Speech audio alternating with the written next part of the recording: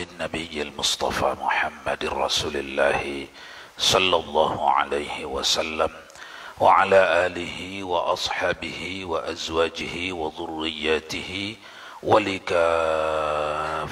الأنبياء والمرسلين والعلماء والشهداء والصالحين شيء لله ولهم الفاتحة. أعوذ بالله من الشيطان الرجيم. بسم الله الرحمن الرحيم.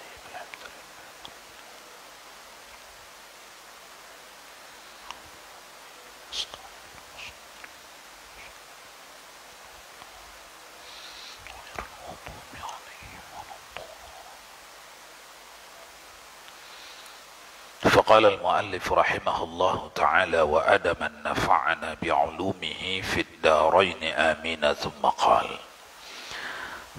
Saudara-saudara, kembali kita dalam kajian akhlak yang merujuk daripada Al-Lubab, kitab Syiarus Salikin, halaman 12, bahagian lanjutan.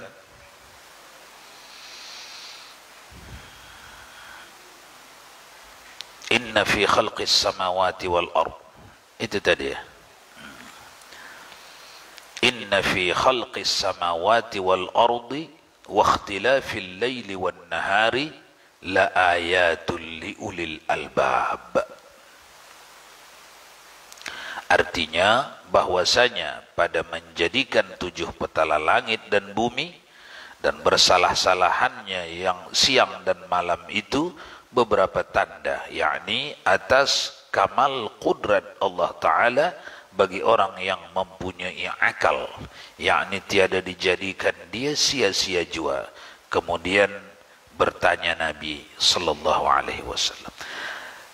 Ayat ini menceritakan bahawa inna fi ikhtilafil laili wan nahar, pergantian siang dan malam itu ditujukan agar bisa orang menggunakan kecerdasan akalnya. Dan kecerdasan itu dibikin Allah bertingkat-tingkat. Setiap orang dituntut sesuai dengan kecerdasannya masing-masing. Untuk membantu kita mengasah kecerdasan kita dalam mentadabburi alam semesta ini, bagi yang muda-muda terutama, baca buku ataupun tonton video di harunyahya.com. Sudah ada yang ambil buku dari situ belum? Lupa? Oh, ada di atas sebelah kanan pilihan bahasa. Ambil dulu pilihan bahasa Indonesia, baru nanti halaman ini berbahasa Indonesia, video ini berbahasa Indonesia, buku-buku ini berbahasa Indonesia. Kalau awak ikuti asalnya ya bahasa Inggris. Tambah pening palu. Nah, di situ ada 50 keping CD, ya, dokumenter semuanya itu. Artinya penelitian-penelitian para ilmuwan sudah didekatkan dengan tunjukan-tunjukan Al-Quran. Jadi semua yang mereka kerjakan itu ditunjuki, dibicarakan, difahami oleh Al-Quran. Jadi ilmu-ilmu Al-Quran itu menyangkut seluruh keperluan dunia dan akhirat. Itu nanti ujung-ujungnya ke situ. Tidak terkecuali hal-hal yang kecil seperti ini. Inna fi ikhtilafil laili wan nahar, pergantian siang dan malam, kemudian jumlah satwa-satwa di alam, macam mana cara Allah mengekalkan binatang-binatang jumlahnya tidak terlalu banyak sehingga minus makanan minuman mereka, tidak terlalu sedikit sehingga mengalami kepunahan mereka. Itu semuanya ada sistem yang dibangun Allah. Orang yang memikirkan itu dianggap orang yang tengah beribadat kepada Allah, bertafakkur dia kepada Allah Subhanahu wa taala. Jadi menonton video itu kalau diniatkan tafakkur sudah ibadat dia, ya. Itu tak sama dengan video film India, itu tak sama itu. Ikuti itu setiap apa yang dijumpai ilmuwan dibicarakan oleh Al-Quran. Jadi kita bisa bertadabbur alam di situ. Kemudian bertanya Nabi sallallahu alaihi wasallam akan Ibnu Abbas radhiyallahu anhuma daripada pikirnya. Maka sembahnya, pikirku pada mati dan huru haranya. Maka sabdanya, pikir engkau afdal daripada ibadat 70 tahun. Maka tiada berlawanan dua hadis ini kerana bersalah-salahan pada fikirannya. Tuan-tuan, satu perintah Nabi, fikirkan ini alam semesta. Satu perintah Nabi, fikirkan mati. Bahkan Nabi memuji ketika sahabatnya Ibnu Abbas, apa yang kau fikirkan? Ibnu Abbas, aku memikirkan mati. Macam mana besok keadaan di akhirat? Bahagianku mana? Posisiku di mana? Akhirat itu sudah engkau bagi tahu aku ya Rasulullah begini, begini, begini. Aku memikirkan nasibku di akhirat. Langsung dijawab Nabi, pikir yang seperti itu, apa tadi? Afdal daripada ibadat 70 tahun. Ibadat apa itu? Ibadat sunnah. Ada orang beribadat sunnat selama 70 tahun. Ada orang yang berfikir tentang nasibnya di akhirat. Dia mendapat pahala yang lebih besar daripada orang. Itu maksud. Loh, sedap kali lah kalau begitu, tak payah beribadat lah. Beribadat itu disuruh tak? Disuruh. Yang suruh siapa? Allah. Ini yang suruh berfikir ni siapa? Allah. Anda patuhi cakap Allah di satu keadaan, Anda abaikan cakap Allah di keadaan yang lain, itu namanya kurang apa itu? Kurang apa namanya itu? Hah? Kurang cerdas. Yang menyuruh solat sunat, puasa sunat itu Allah. Yang menyuruh bertafakkur itu Allah. Lalu yang satu diamalkannya, yang satu lagi tidak diamalkan. Kurang cerdas. Kalau sampai di situ sajalah. Kalau dibuka lagi alasannya, kenapa diamalkannya tafakur? Karena mudah. Kenapa yang susah tak diamalkannya? Karena susah. Berarti pilih yang mudah-mudah. Ini kalau waktu rewang, pilih yang mudah-mudah. Kawan kita mengangkat broti, tak mau dia. Mengangkat besi, tak mau dia. Mengangkat tisu, baru mau dia. Ini kawan kita yang satu ni orang apa namanya di tempat rewang? Hah? Makan tulang kah? Minimal namanya ini orang degil ini, ngakal-ngakal ini. Tidak setia ini. Kan begitu di kehidupan masyarakat. Itu tujuannya dibikin Allah. Ada amalan yang melibatkan letih, ada amalan yang tidak melibatkan letih, supaya teruji orang nih. Mana di sini tukang makan tulang namanya. Mana di sini tukang makan tulang, mana yang tidak. Itu tujuannya tuan-tuan. Jadi jangan berfikir yang aneh-aneh. Masa bertafakur sejenak setara ibadat 70 tahun. Nanti berhenti loh orang yang beribadat 70 tahun. Ini otaknya aneh ini. Tak nampaknya masalah. Masalahnya ini tempat ujian. Besok hasil ujian akan terlihat di sana. Siapa yang mengamalkan beribadat 70 tahun sepanjang hidupnya lantaran dia sadari yang menyuruh adalah Allah. Siapa yang mengamalkan ini lantaran ini pun disuruh Allah, akan terlihat besok.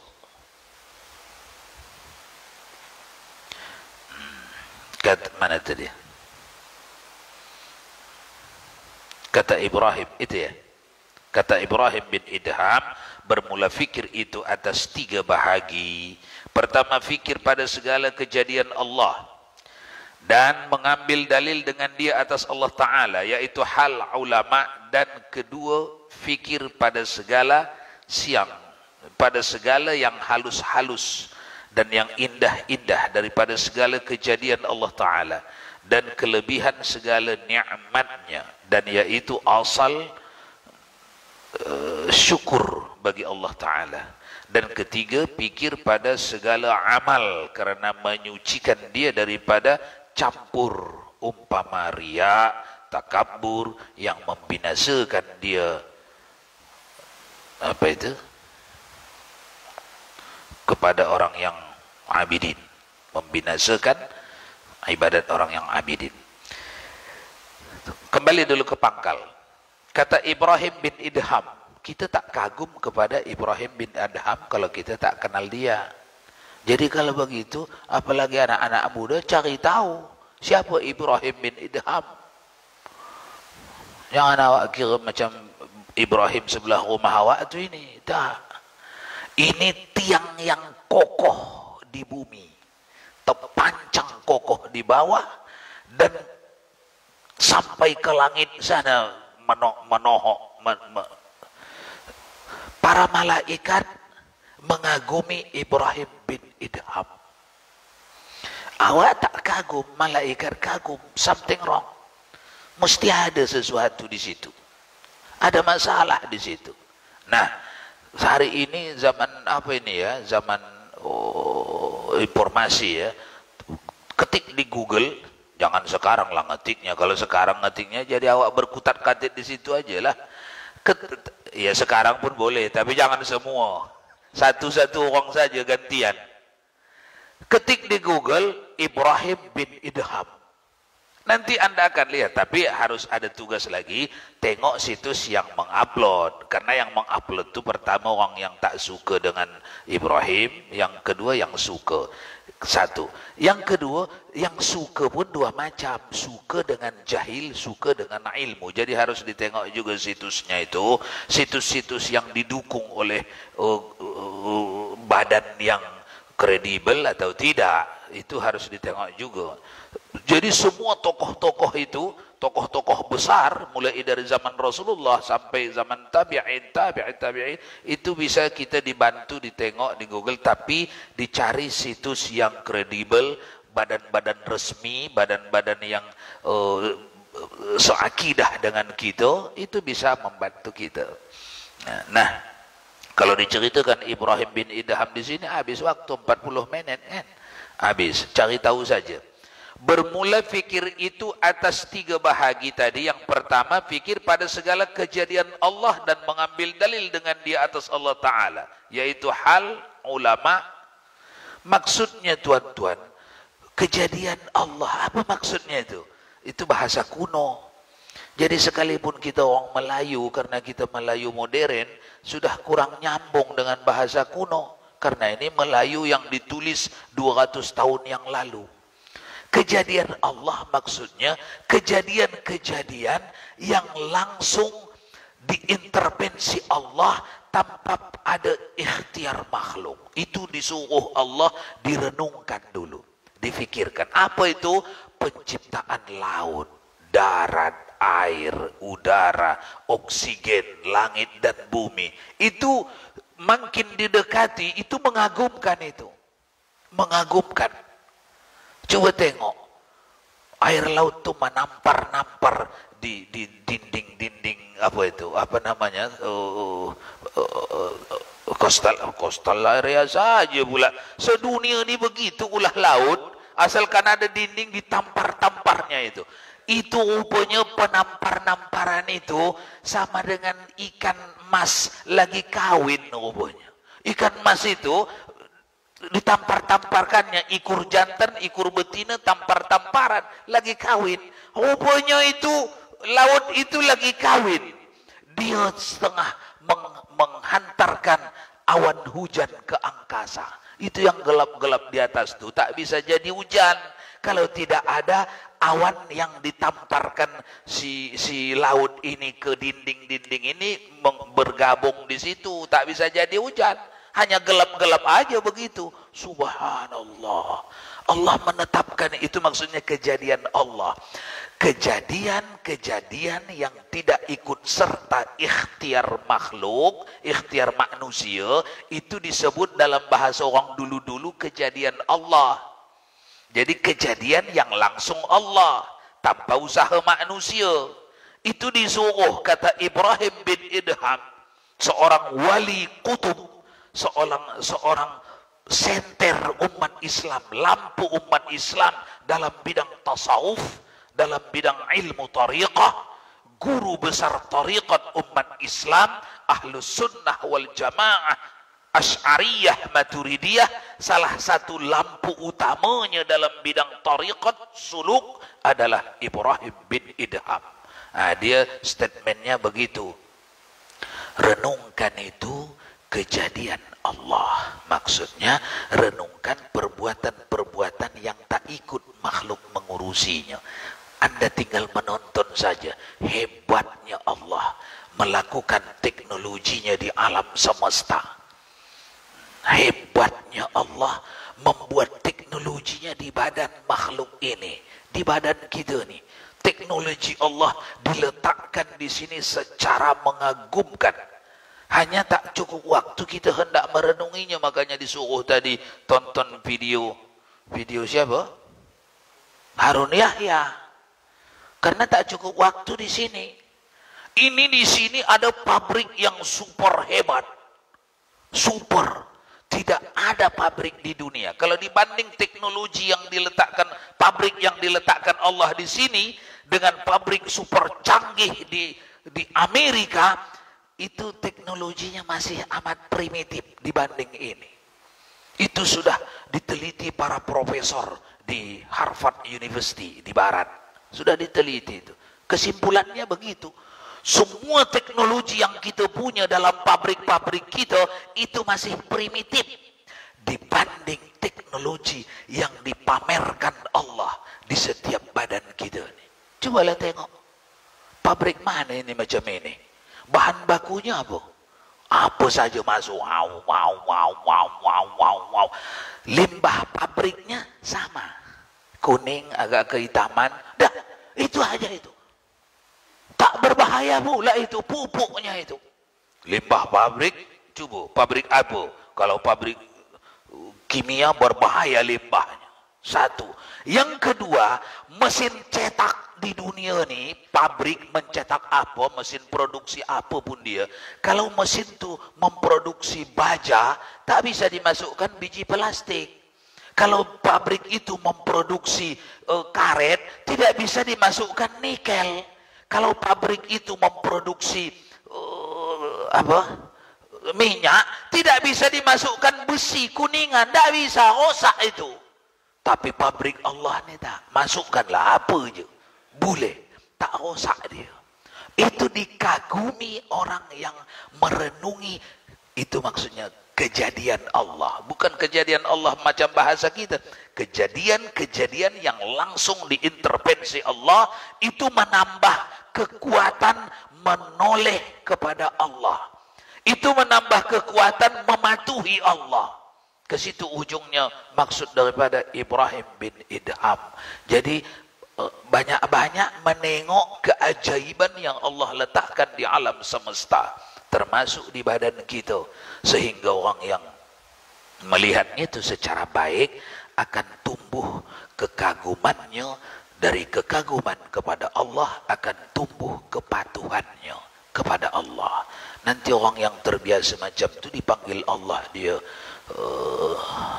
tengah malam datang dia. Wa minal laili fatahajjad bihi nafilatan lak asa ayyab'atsaka rabbuka maqaman mahmuda. Terbacanya ayat nanti.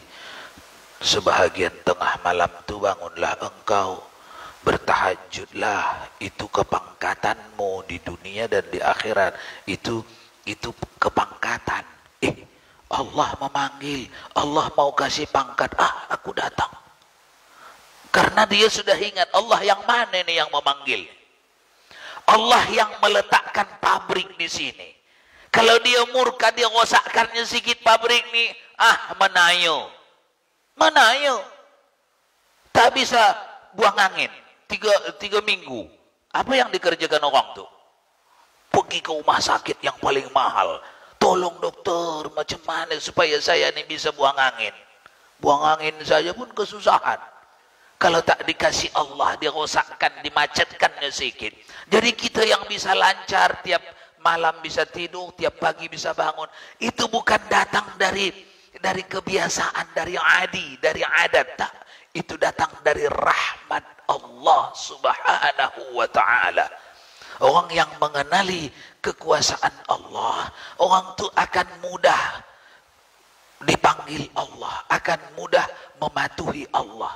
Disuruh jalan-jalan dia, disuruh berhenti-berhenti dia. Karena kenal dia yang menyuruh tu. Cuba tak kenal dia yang menyuruh tu. Ya, tak bergerak dia. Satu. Yang kedua, kata Ibrahim bin Adham, mana tadi?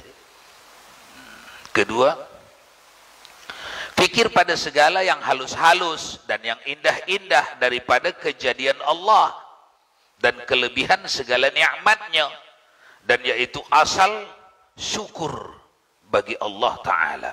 Itu yang kedua, kata Ibrahim bin Adham, yang perlu difikirkan, yang halus-halus, yang indah-indah, milik Allah. Tak ada orang bisa berkongsi sama Allah dalam menetapkan atau menunjukkan atau menciptakan yang halus-halus. Apa itu yang halus-halus?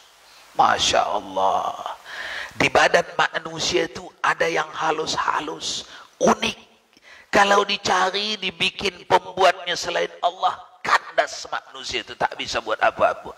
Karena tak ada yang berdaya untuk melakukan itu. Apa itu di antaranya? Hah? Apanya katanya? Bertutup mulut ni susah. Apa? Sarap. Oh iya, sarap. Itu belum halus, itu sarap. Ada yang lebih halus lagi dari, iya itu pun halus juga. Ada lagi yang lebih halus. Apa itu? Rasa. Rasa. Orang karena tak pernah kehilangan rasa, jadi orang tak memikirkan macam mana agaknya kehilangan rasa. Padahal kalau dihilangkan Allah rasa, Masya Allah, tak berguna lagi. Tak ada rasa. Macam mana? Rasa manis tak ada, rasa pahit tak ada, rasa sedih tak ada, rasa senang tak ada. Macam mana hidup ni? Hambar, tak ada guna lah. Tak ada guna lah. Orang gelak semua dia tak ada. Orang menangis semuanya karena kekasih kita meninggal dunia. Orang yang kita kagumi meninggal dunia, kita menangis semua. Dia tak ada rasa. Maka rasa nikmat yang amat mahal. Jangan ditengok rasa tu ketika sudah duduk di badan makhluk tu. Tak. Tengok rasa tu ketika datang dulu ke badan kita. Itu tidak datang secara simsalabim. Tak. Itu dikirim Allah step by step. Ingat tak waktu baby menangis orang kematian saudara, ikut dia menangis? Tak ikut dia. Dia gelak-gelak dia. Dia baby, belum dikirim Allah rasa. Sikit-sikit, biqillan, sedikit-sedikit Allah kirim. Mulai dia tahu ini mainan gelak dia, mulai dia tahu ini makanan cepat-cepat dia makannya, mulai dia tahu ini api jauh dia, sikit, sampailah macam kita yang sekarang. Ini tidak datang dengan sendirinya, dan ini tidak beroperasi di badan manusia itu dengan sendirinya, melainkan ada yang mengaturnya, ada yang membuatnya. Wa man nu'ammirhu nunakkishu fil khalqi afala yaqilun. Coba tengok orang yang dikasih Allah umur panjang, umur lanjut. Kata surah Yasin, siapa yang kami kasih umur lanjut, kami ambil kembali sikit. Nampak ke tak ini? Inilah isyarat kepada yang punya tengah mengambil. Makanya kalau dah banyak kali diambil Allah, kembali macam budak-budak. Awak yang menjadi anaknya hati-hati mengurusi budak-budak. Jangan awak pikir lagi orang tua tua renta tu macam mengurusi orang yang berakal sempurna, bertenaga sempurna, berpenglihatan sempurna, pendengar. Tak, Anda wajib mengurusinya macam kanak-kanak yang masih kurang pendengarannya, masih kurang penglihatannya, masih kurang akalnya, masih kurang perasaan. Anda wajib mengurusi itu. Karena memang itulah kerja Anda diberi Allah Subhanahu wa taala supaya berjalan kehidupan. Awak pun besok dibegitukan anak. Dibegitukan anak kita digitukan anak kita. Anak kita itu pun digitukan anaknya. Bila ini habis ini? Sampai kiamat. Sampai kiamat. Tak kita kerjakan pun ini berjalan. Tapi bahagian kita tak ada. Tak kita patuhi pun ini kehidupan akan berjalan. Tapi kita tak dapat bagian. Tak dapat bagian kita. Jadi agama Allah ni tuan-tuan, ini jangan kira lantaran kita amalkan perintah-perintah agama ni, lalu hiduplah agama di negeri kita. Dah, salah awak tu. Terlalu pede awak itu. Agama akan tetap hidup di negeri kita dan di negeri manapun. Itu tugas Allah menjaminnya. Dan sudah dinyatakan Allah secara show of force. Inna nahnu nazzalna dzikra wa inna lahu lahafizun. Kami yang punya Islam ni, kami yang akan memeliharanya ini. Awak istiqamah atau tidak, mengamalkan atau tidak, berpihak atau tidak kepada Islam ni tetap dijaga Allah. Kalau awak tak berpihak, awak yang tak dihitung dalam sejarah ni. Kalau awak berpihak, awak mengamalkan, awak istiqamah, awak tidak pelintat-pelintut mengikuti arus zaman, awak yang dapat untung. Kalau awak pelintat-pelintut mengikuti arus gelombang, awak yang rugi. Agama ini tak berubah. Udah ada kok yang menjaminnya ini. Al-Quran menyebutkan, Inna nahnu nazzalna dzikra. Kami yang menurunkan agama ini, kamilah yang bertanggung jawab memeliharanya ini. Jadi orang yang ingin merusak Islam dengan cara apapun, dengan cara duitnya kah, kekuasaannya kah, atau apa namanya itu, persekongkolan jahat itu apa namanya itu, bahasa kerennya apa itu, geng, itu bahasa, bukan bahasa keren, bahasa yang dipakai di internasional, persekongkolan jahat, apa namanya? Sekutu, no, kurang, bukan. Carilah, besok kita bincang. Itu tidak akan mengubah Islam, tak mengubah itu. Persekongkolan jahat, tengok di Google ya, persekongkolan jahat itu ada istilahnya di kamus. Persekongkolan jahat ada istilahnya itu. Jangan anak muda tak tahu istilahnya. Anak muda tak tahu, apalagi yang tua. Sedang muda saja tak tahu, apalagi tua. Istilah-istilah itu penting untuk memudahkan merumuskan satu masalah. Baik, udah dapat? Pentium satu ini. Yang ketiga dan yang ketiga, fikir pada segala amal karena menyucikan dia daripada campur umpamanya ria, takabur yang membinasakan dia, kelakuan orang yang abidin. Jadi yang ketiga kata Ibrahim bin Idham yang perlu kita fikirkan, tuan-tuan, saudara-saudaraku sekalian, ibadat kita itu bisa juga hilang, bisa juga sebelum dikerjakan sudah sia-sia. Ada yang sudah sempat dikerjakan tapi hangus juga lagi. Apa sebabnya? Karena tidak mampu kita menepis datangnya riya. Udah dapat? Apa tadi? Konspirasi. Itu di tingkat internasional, Yahudi mengumpulkan duit dalam jumlah besar, berkonspirasi dengan semua penguasa-penguasa negara di dunia ini. Udah tinggal 10 menit lagi. Ya udahlah, kita masuk sesi tanya jawab. Sesuatu yang ingin ditanyakan. Sikit lagi sebelum tanya jawab. Jadi yang ketiga dari Ibrahim bin Idham, disuruhnya yang perlu kita fikirkan, yang ketiga adalah ibadah kita. Tadi bisa saja ibadah tu kecil tapi tak terrosakkan oleh perkara-perkara batin, bertahan dia sampai ke akhirat. Bisa saja ibadah tu besar, melibatkan dana besar, melibatkan capek yang besar, tapi tak kita jaga musuhnya, hamanya, hubungnya sampai di akhirat tak ada lagi. Contoh, seorang yang pulang ibadat haji. Haji capek tak? Capek, biaya besar, waktu pun lama. Berapa hari haji? 41. Orang sekarang, orang dulu 4 tahun, 5 tahun. Sambil menuntut ilmu.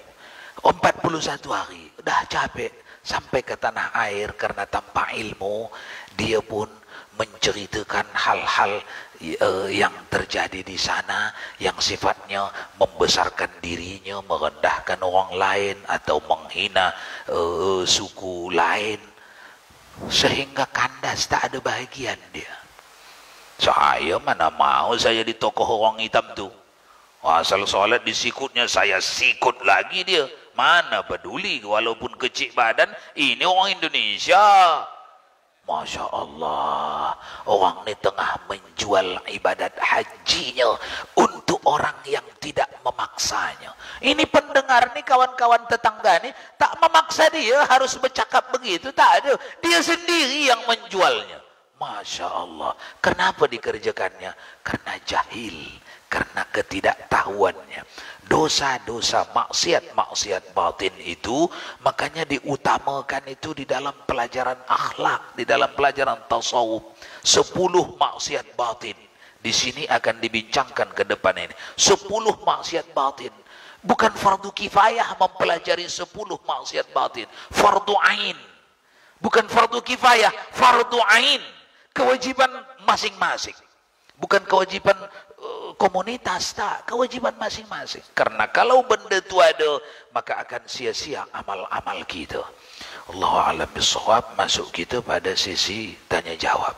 Silakan sesuatu yang ingin ditanyakan berkaitan dengan kajian ini atau di luar daripadanya yang dianggap perlu ditanyakan, dipersilahkan mengikut sisa waktu yang masih ada. Kalau ada soalan lah, kalau tak ada kita langsung makan lah. Kalau ada yang mau kita makan, kalau tidak balik kita. Ada.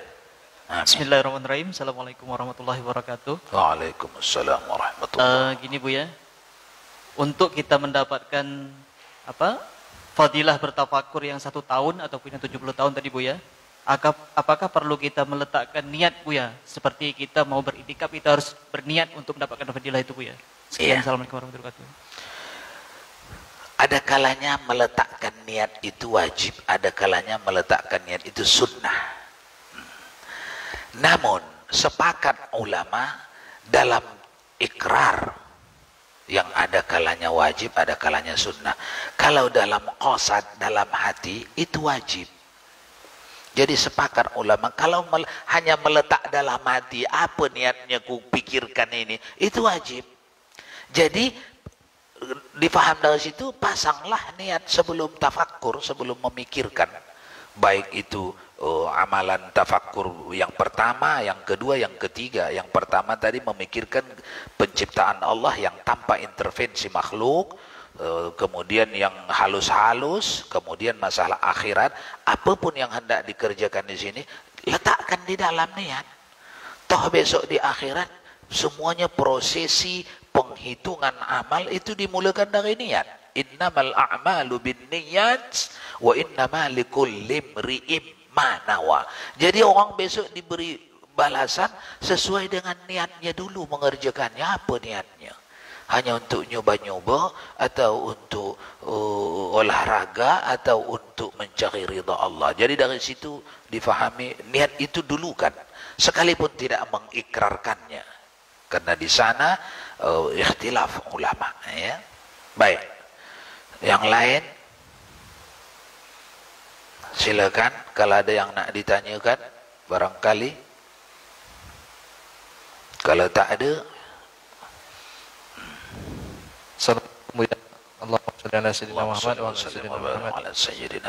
Buya, perkara fikir dengan tafakur ini apakah itu memang muncul dari kita atau memang ada peran hidayah Allah untuk kita untuk berfikir, Buya? Buya. Iya. Tergantung menengoknya. Kalau menengoknya dari syariat fikih dan itu letakkan zahir kita, itu ikhtiar kita.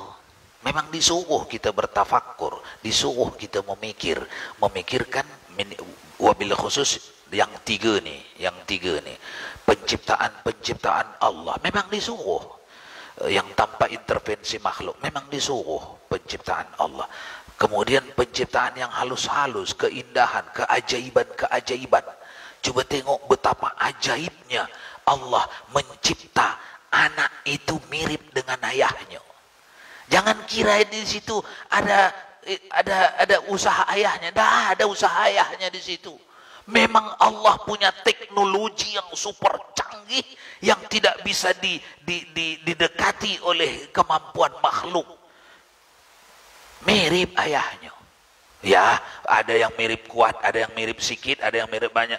Tapi untuk membuat mirip jangan kira perbuatan yang mudah. Setiap pabrik di dunia ini, kalau dia membuat mirip, tak pas. Kalau pas, acuannya itu juga. Ya, pas, persis. Ini dicetak 10.000 buah. Pas macam ini. Cetakannya satu. Tapi Allah mencetak wajah manusia itu tidak pas. Jadi cetakannya tidak satu. Tapi mirip. 1.000 orang 1.000 mal. Apa namanya itu? Cetakan. Pabrik mana itu bisa? 100 juta orang 100 juta mal. Kita yang tengah hidup di dunia ini berapa orang? Sekarang. 5 miliar lebih. 5 miliar ke atas ya. Angkanya induknya 5 miliar. 5 miliar cetakan. Karena pengakuan ilmuwan tidak seorang pun yang sama persis ini wajah. Kembar pun. Ambillah budak kembar 2 persis mukanya. Teruskanlah dari kepalanya ke bawah. Tak sama itu. Jadi malnya tak sama. Ini teknologi yang dipamerkan Allah kepada makhluk supaya mereka tahu ilmu Allah dalam penciptaan tanpa batas. Nah, ini memikirkannya ini ibadah. Orang yang mampu memikirkan ini, subhanallah.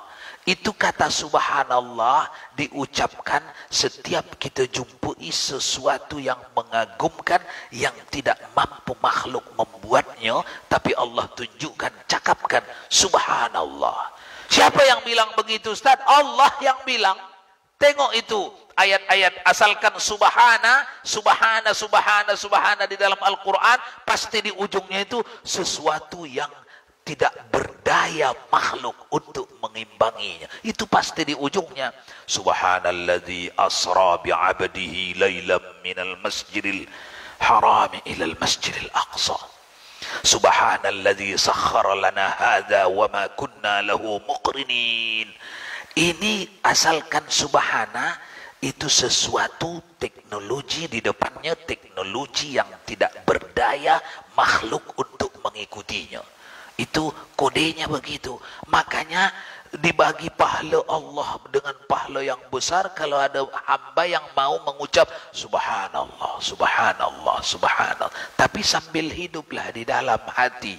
Subhanallah di bibir, di dalam mengagumi apa yang telah ditunjukkan Allah. Itu makanya pahalanya bukan main-main. Tengoklah hadis sahih Bukhari. Siapa yang habis salat baca subhanallah 33, alhamdulillah 33, Allahu akbar 33, dihapus seluruh dosanya, baik yang lalu dan yang akan datang. Umar bin Khattab tanya, kalau dosanya sudah semua kena hapus ya Rasulullah, dosa saudara maranya. Jadi berbahagialah kita kalau ada anak kita, cucu kita, saudara mara kita yang ikut grup solawatan, istighfar, zikir. Ini kadang-kadang tak kita faham, lalu tak kita fasilitasi atau bahkan kita ejek, kita marah karena ketidakfahaman kita. Baik, itu saja barangkali. Habis waktu. Ada lagi? Habis? Tuan-tuan mustami'in rahimakumullah, kesimpulan kajian kita pada malam ini ringkasannya adalah mari membudayakan tafakkur. Sudah lewat kita sebelum ini, ditambahkan dengan kajian malam ini, Ibrahim bin Idham adalah salah seorang guru kita, imam kita, ikutan kita dalam urusan tasawuf. Kita di sini bukan kita kecil ini. Kita di sini semua umat Islam mulai dari tahun 600 Hijriah sampai ke hari ini, semua umat Islam yang bermazhab Ahlus Sunnah wal Jamaah Asy'ariyah Maturidiyah, guru tasawufnya salah satu ini. Jangan tak tahu kita itu ya. Harus tahu kita itu.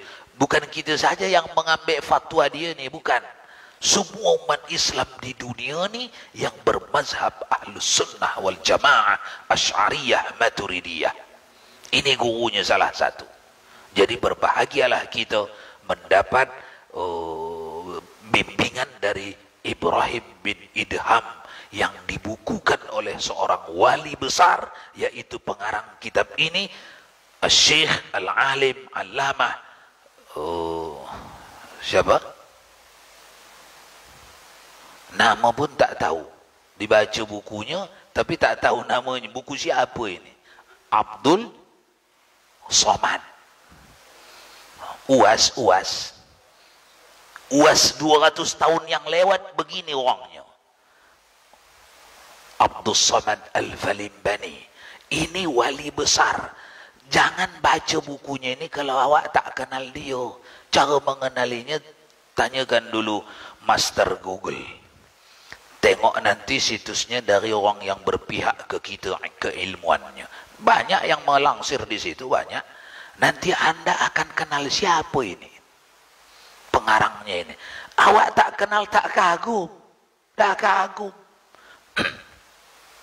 Orang ini, orang yang diutus oleh Maha Guru umat Islam dari Mekah. Kau pulang ke negerimu, Nusantara. Mengajar di Nusantara. Pergi. Kalau tak balik-balik ini dari Mekah ini. Ini dah mengajar ini di Masjidil Haram masa itu. Diperintahkan gurunya. Pergi balik. Nusantara sedang memanggil engkau. Pergi. Subhanallah. Atas kepatuhannya kepada gurunya, kita mendapat cipratan ilmunya. Jadi membumi kitab ini di Nusantara, pernah satu waktu dulu kitab ini pemersatu dari Sabang sampai, bukan dari Sabang sampai Merauke, di seluruh bumi Nusantara. Masa itu Nusantara, Indonesia, Malaysia, Brunei, Thailand, Singapura, itu Nusantara.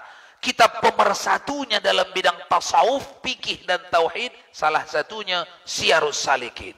Itu ditulis di dalam sejarah Vietnam, di museum di library Kuala Lumpur, dapat kita bukti, kita baca kitab-kitab yang menyebutkan, kitab buku-buku sejarah yang menyebutkan kitab apa pegangan Nusantara pada waktu itu. Salah satunya Syiarus Salikin. Jadi kenal kita orang itu, berpeluang kita mengaguminya. Itu tadi maksudnya ya. Jangan dibiarkan diri tak kenal. Ini kena tak kenal. Ini kena tak kenal. Ini kena tak kenal. Jadi yang awak kenal mana? Mick Jagger, Michael Jackson. Yang itu kenal awak. Jokowi kenal. Yang orang-orang hebat dalam pendirian awak, dalam agama awak tak kenal. Macam mana itu? Itu bukan anak muda namanya itu. Anak muda itu harus banyak tahunya. Allah alam bisawab wa ilaihi marji'un. فأنبئكم بما كنتم تعملون. أعوذ بالله من الشيطان الرجيم. بسم الله الرحمن الرحيم. الحمد لله رب العالمين، والصلاة والسلام على أشرف الأنبياء والمرسلين سيدنا ومولانا محمد وعلى آله وصحبه أجمعين. اللهم يا عليم يا عظيم يا غفور يا ودود، اللهم زدنا علما وارزقنا فهما، ربنا علمنا الذي ينفعنا، ربنا فقهنا وفقه أهلنا. صلى الله وسلم على روح سيدنا محمد في الأرواح، وعلى جسده في الأجساد، وعلى قبره في القبور، وعلى آله وصحبه وسلم تسليما كثيرا، والحمد لله رب العالمين.